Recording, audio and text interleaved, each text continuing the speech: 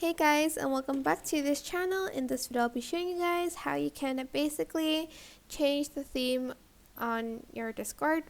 Again, this is for Nitro users only, and you do have to make sure you have this feature ready because it's still a beta thing. So just go to user settings and just scroll down to app settings and then select appearance, and you can change it between light and dark mode, but if you have Nitro you can change it to these other colors. I really like this one, but it's a little bit too bright, so I prefer this one, or like this one. Just select the one that you like, maybe like this one, and just press escape and it will change to the theme.